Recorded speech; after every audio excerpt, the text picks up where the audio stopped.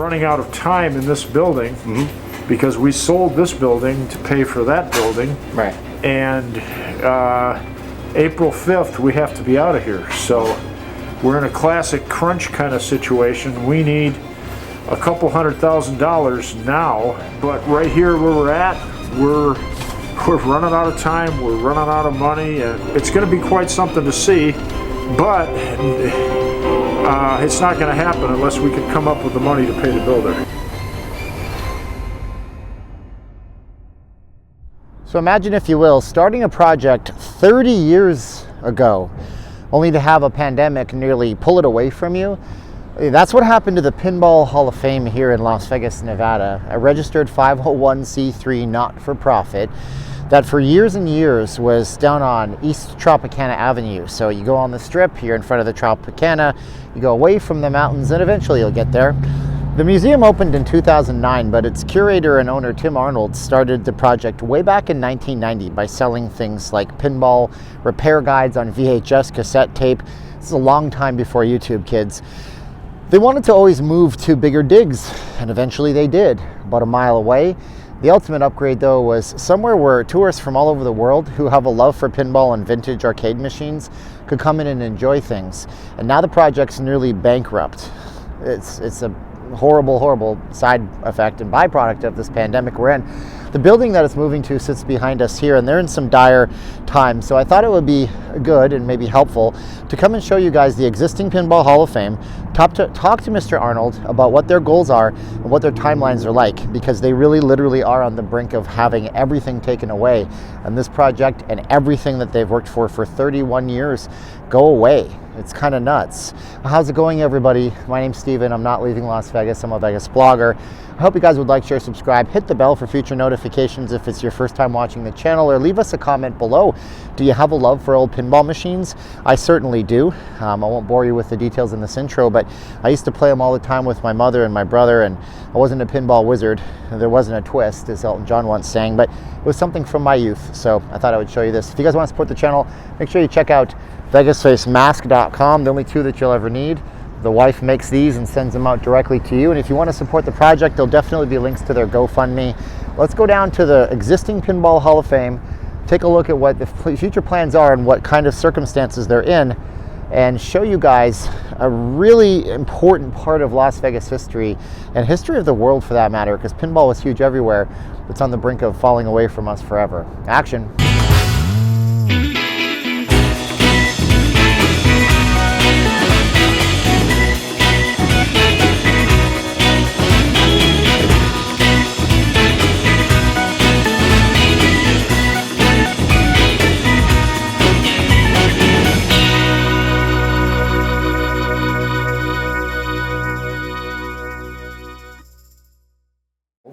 So I'm here with Tim Arnold. This is the Pinball Hall of Fame.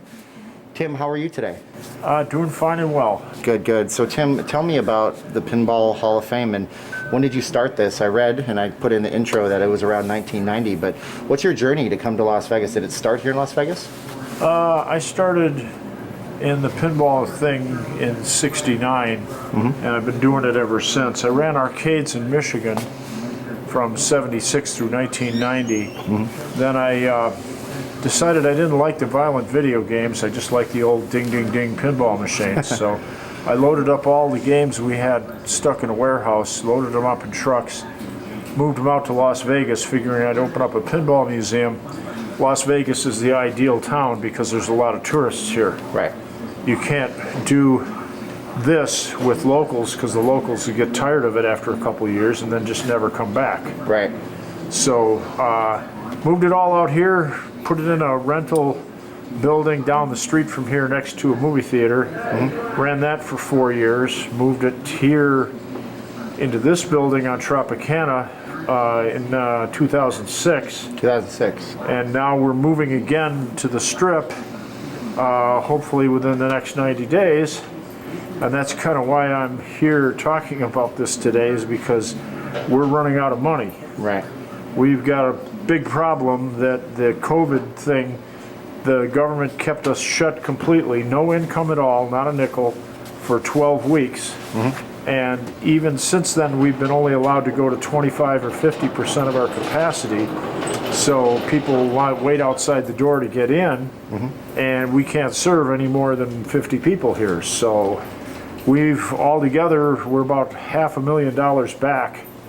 And the builder who's building the building for us on the strip, he needs to get paid first of every month. Right. And if we don't pay him, his guys throw down their tools and walk away. Right. And we're running out of time in this building because we sold this building to pay for that building. Right.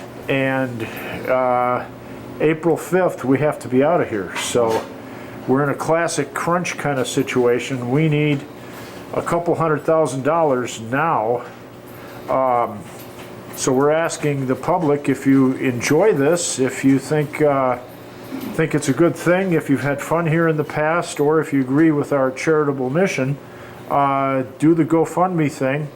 Go to GoFundMe.com and search Pinball Hall of Fame, because if we don't figure out a way in the next 60 or 90 days to keep paying the builder, we're going to run out of money and it's all going to be over. Wow, so that's quite the plight, and it's nobody's fault. I mean, this place here was super busy before the pandemic hit, Tim? Right, it was really busy. We had a plan to pay for everything by the time we opened up. Right. But just like everybody else's plans, the COVID came and kind of upended everything. Keep in mind that everybody here works for free. We've given millions of dollars to local social service charities. We're about as thrifty an organization as you can be, so we couldn't really make a lot of cuts. Right. Can't lay anybody off when you're not paying anybody. Right. So we're just saying, you know, it's kind of like every town in America is the same. It's the same restaurants, the same movie theaters, the same mall. And for entertainment, this is truly a one-of-a-kind thing, and it'd be a pity to see it disappear simply because we came that close to finishing and ran out of money. Wow, so before the pandemic hit, how many people a day on an average tourist day might come through the doors here to play the games and to, you know, maybe even join in? Because you can join, you have memberships, right? Right, we've got memberships. It was really busy. We don't have a turnstile. It's one of the few things in Las Vegas that you can do with free parking and free admission. Wow. So it's really kind of hard for us to count how many people, but our income, which is just about the same, you know, is dollars in equals people in, that's down about 60 to 70%. Oh, geez. So we also right now have every second game turned off for social distancing. Right. So somebody comes in, they want to play XYZ game, and they can't play it. They got to play ABC game next to it. And the place kind of looks kind of dark and creepy with half the stuff off. Yeah, it didn't look as alive as I've seen. You know? So, but I'm just considered lucky that we're not sick and we're still open even a little bit. Right, absolutely. Where was the people coming in from? You know, I'm from Canada myself, and I've known a lot of people from the UK. Did you have like one country that would come in and maybe pinball was just bigger there, or is it kind of evenly distributed? Europe is huge for pinball. Not so much the Orient. Africa, not at all. South America, quite big in Brazil. Wow. Canada's huge. And about 60% of our customers here on Tropicana are tourists, about 40% are locals. And the reason we wanted to move to the Strip is because it's a $20, $30 cab or Uber ride from the Strip to here. Right. If we're on the Strip, people can just walk. We're in walking distance of 14 of the 15 largest hotels in the world. Yeah, I saw that. So it's going to be huge. Also, we didn't really have enough space in this building. We were out of space the day we moved in. And on the Strip, we'll have 3 times the space. Right. So we'll be able to bring in all the weird old stuff that was rare when I squirreled it away 30 years ago, and is even more rare now. Right. So it's going to be quite something to see, but it's not going to happen unless we can come up with the money to pay the builder. Right. So what's your square footage here right now when you were full on day one? Okay, when we were down the street next to the movie theater, we were at 4,500 square feet. Okay. We moved here and we doubled to 9,000. Right. Now we're moving to the Strip and we're tripling. Tripling. So we're going to 27,000 square feet. My goodness. That's the same size as the first Kmart in Garden City, Michigan was exactly that size. So it's going to be huge. And we're not going to be adding in any new stuff because they only make 3 or 4 new games a year. Wow. So even if I wanted to, I couldn't fill it up with old stuff. But it's the stuff like what's behind us here, the old mechanical games. You can look at the history just by the art.